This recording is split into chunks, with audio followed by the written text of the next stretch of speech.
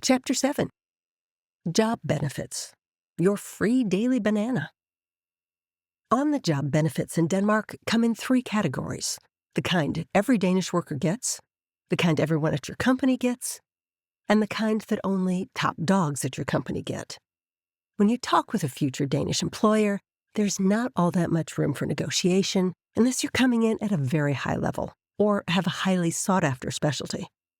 In most cases, as American kindergartners say, you get what you get and you don't get upset. Fortunately, job benefits in Denmark tend to be generous.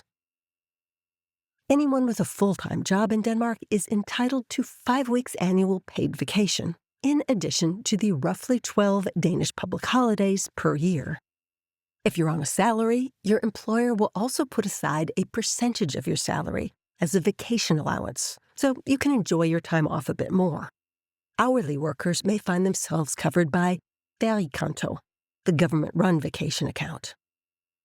Every legal resident in Denmark is also covered by the Danish public healthcare system, although you should be aware that this insurance is only valid in Denmark.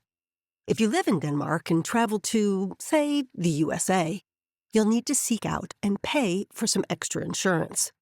The rules are different for EU citizens, but they still need extra insurance when traveling outside the EU. In addition, every new parent in Denmark is entitled to parental leave. If you're the one birthing the baby, you get to stop work 4 weeks before the birth, or if your health requires it, even earlier, and will then receive 11 paid weeks off after the birth, as will the baby's other parent. In addition, you and the other parent will receive 26 weeks to share between you, which can be saved up for later in your child's life if you want. Adoptive parents get similar benefits. The Danes will think it is strange if you don't take as much leave as possible to spend with your new child. Under the law, parental leave is paid for by the government, which gives the parents dagpenge, the same amount of money that unemployed people receive. This is probably well under your salary if you've come to Denmark as a professional. Many companies top up this dagpenge so you receive your full salary for the first 6 months of your parental leave, and sometimes for a full year. If the company offers this benefit to anyone, they generally offer it to everyone. Another benefit usually offered to everyone at the company is a lunch, usually a hot lunch. This is a business strategy as much as a benefit. The company doesn't want its people disappearing in the middle of the day to go find a sandwich or order the 3-course prix-fixe in a restaurant. They want them to refuel for 30 minutes and get back to their desks. Some people bring their lunches, but smaller companies often pay for an external vendor to bring 1 or 2 dishes per day that everyone shares. Bigger companies have in-house chefs who produce a huge spread with salads, home-baked bread, and vegetarian options. These big companies often provide breakfast in addition to lunch, and sometimes dinners for people who work the late shift. In some places, you can order and pay for a pre-packed dinner to take home and share with your family. There's usually a small monthly charge for the lunch plan, but this is for tax reasons. If you didn't pay for it, it would be taxed as a benefit and end up costing you more. It's really not a good idea to refuse the lunch plan unless you have specific dietary needs, because not being able to eat with your colleagues cuts you off from the all-important group spirit in Danish workplaces. If you have religious or medical reasons for avoiding certain foods, the meal providers will usually go out of their way to accommodate you. Otherwise, bring your food from home and eat it at the same table as your colleagues. It's also common for Danish workplaces to have a fruit plan, which provides big bowls of fresh fruit around the office. Each employee is entitled to 1 piece of fruit per day. Coffee and tea are usually free for employees, and there are sometimes healthy snacks like nuts available to all. Again, this is a business strategy as well as a benefit. Employees who eat nutritious food are considered less likely to require expensive sick leave. Surprisingly, health concerns seem to go out the window when customers come to call. Meetings with external customers are usually catered with sugary sodas, sugary pastries, and sometimes candy in bowls. Go easy on this stuff. I'll never forget the non-Dane who pulled up a bowl of candy and ate the entire thing himself, like a bowl of cereal.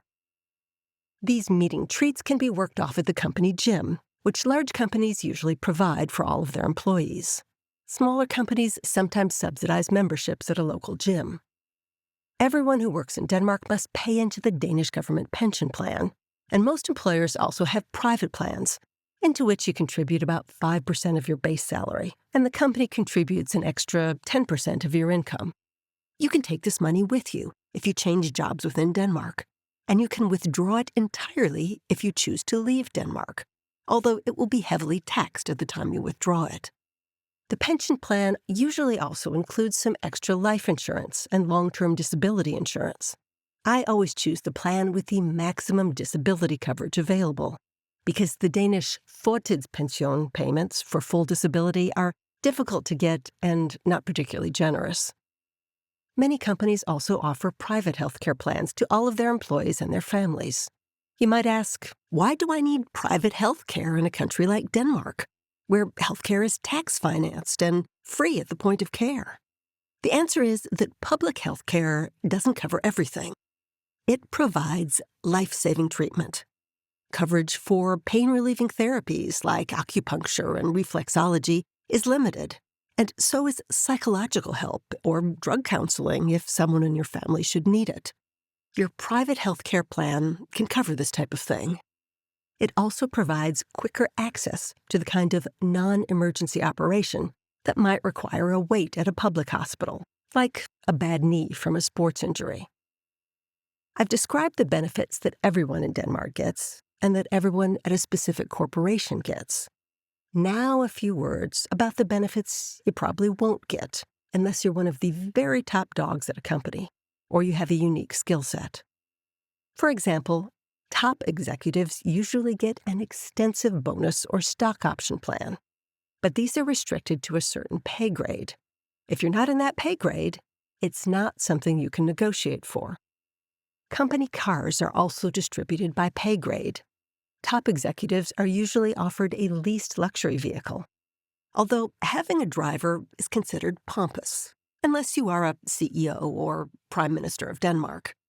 Salespeople may also get a company car if they're expected to travel extensively by road, although they may also be asked to get their own car and then be reimbursed for the mileage. The problem with getting a leased company car in Denmark is that this is a taxable benefit, and the cost of the taxes may rival the cost of actually owning your own car. Some companies offer their employees a cash allowance to spend on a car instead, but cash allowances don't accrue pension benefits like your regular salary does. Bottom line, it might be a good financial move to get the cost of your quote-unquote free company car added to your salary, and then buy or lease your own car. In that case, however, you'll be responsible for maintenance and taxes. If you live in Copenhagen or Aarhus, you may not need a car at all. Biking is popular for all ages and economic classes in Denmark. In fact, you'll often see the most aggressive and hungriest Danish executives turn up at the office in spandex bike racing gear, take a quick shower, and then put on their business suits and conquer the world. A few employee benefits common in other countries are unusual in Denmark.